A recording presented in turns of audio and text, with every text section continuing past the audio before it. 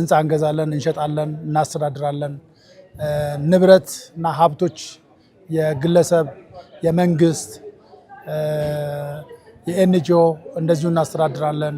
የጥበቃ፣ የጽዳት፣ የደንበኞች አገልግሎት እንደዚሁ በርካታ ከ32 በላይ የሆኑ ሰርቪሶች እንሰጣለን። ከ13 አይነት ፕሮዳክቶች አሉ። በሁሉም ፕሮዳክቶቻችን ስኬታማ ነው። ይሄ ለስኬታማነታችን ደግሞ ምስክር የሚሆኑ ደንበኞቻችን ናቸው።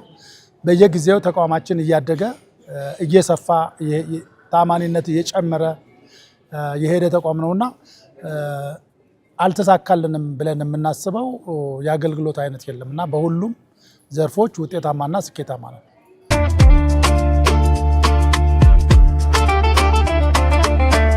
በሁሉም የአገልግሎት አይነቶቻችን ውጤታማ ነን። በሁሉም የሀገሪቱ ክልሎች 32 ቅርንጫፎች አሉ። 32 ስራ ቅርንጫፎች ላይ ሰራተኞች አሉ።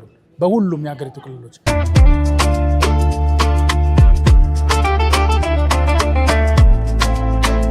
በዘርፉ ላይ ረጅም ዘመን የቆየንበት አንደኛ በተከታታይ የሚኖሩ የስራ መሪዎች ያሰባቸውን እሳቤዎች ምን ያህል መሬት ላይ ወርደዋል፣ እነሱ የነደፏቸው ራዕዮች ተግባራዊ ሆነዋል አልሆኑም ብለን ሁል ጊዜ ራሳችንን ኢቫሉዌት እናደርጋለን።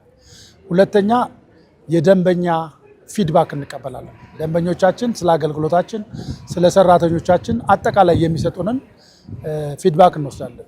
ሶስተኛ ከሰራተኞቻችን ከማናጅመንት እና ከደንበኛ ከአጋሮቻችን ጋር ሁል ጊዜ የምክክር መድረኮች አሉ። ስለዚህ ከእያንዳንዱ ስህተቶቻችን እና ክፍተቶቻችን እንማራለን። ለርኒንግ ነው ማለት ነው ኦርጋናይዜሽን እና እነዚህ ውጤታማና ስኬታማ እንድንሆን ያደረጉን ነገሮች ናቸው። ሌላ ሁልጊዜም የካምፓኒያችንን የስራ አፈጻጸምና የካምፓኒ የጤንነት ሁኔታ በየ3-4 ዓመቱ አሰስመንት እናሰራለን። የሰው ጤናውን ቼክ አፕ እንደሚያደርገው የተቋሙ ውጤታማነት፣ የተቋሙ ስትራቴጂ፣ የተቋሙ ፕላኖች በየጊዜው ውጤታማነታቸው ይገመገማሉ። የካምፓኒው ጋፖች ይለያሉ። እነዚያን ሁል ጊዜ ለመሙላት ጥረት ይደረጋልና እነዚህ ለውጤታማነት ያገዙ ናቸው ማለት ነው።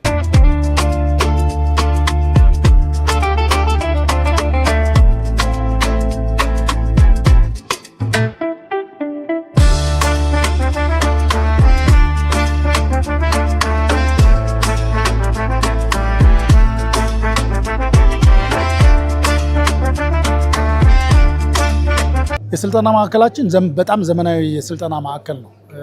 የመማሪያ ክፍሎች አሉት፣ የመወያያ የውይይት ክፍሎች አሉት፣ የሰርቶ ማሳያ ክፍሎች አሉት።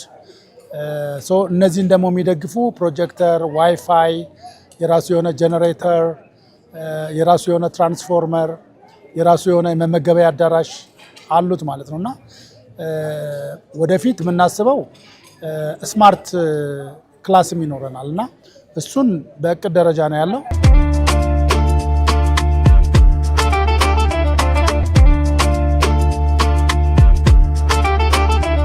መጀመሪያ የሚመለመሉ ሰልጣኞች ስልጠና ይወስዳሉ።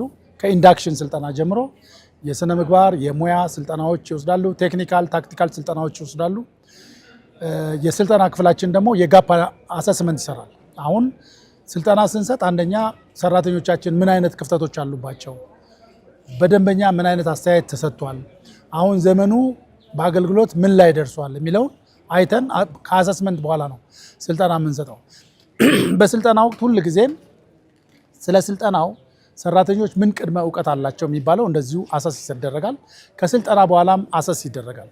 በኋላ ደግሞ ሰልጣኞቹ ወደ ስራቸው ተመልሰው ምን ያህል ውጤታማ ሆኑ፣ ምን ያህል አልሆኑም የሚለውን እያንዳንዱ ለምሳሌ ማናጀር ሊሆን ይችላል፣ ስራ አስኪያጆች፣ ሱፐርቫይዘሮች፣ ሲኒዮሮች፣ ዳይሬክተሮች፣ የብራንች ኮኦርዲኔተርስ አሰስመንት ይሰራሉ ማለት ነውና የስልጠና ውጤታማነት የሚለካው በደንበኛው ላይ በሚፈጠረው እርካታ በምንሰጣቸው አገልግሎቶች ናቸውና አገልግሎት ላይ ምን ያህል መሻሻሎች ተደርገዋል የሚለውን እናያለን ማለት ነው።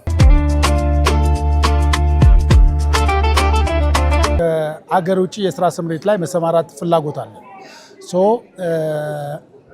ከሀገር ውጭ የሚወጡ ዜጎች እውቀት ያላቸው ክህሎት ያላቸው ሀገራቸውን በስነ ምግባር የሚያስጠሩ ሰራተኞች እንዲፈጠሩና በተለይ በዚህ ረገድ ያለውን ክፍተት መሙላት እንፈልጋለን። ለራሳችንም ለሌሎችም ይህን ስልጠና እንሰጣለን ማለት ነው። የስልጠና ማዕከሉ የእኛ ስልጠና በማይኖርበት ጊዜ ፍላጎት ላላቸው ለመንግስት፣ ለግል፣ መንግስታዊ ላልሆኑ ተቋማት እና ለሌሎችም ቢሆን እናከራያለን።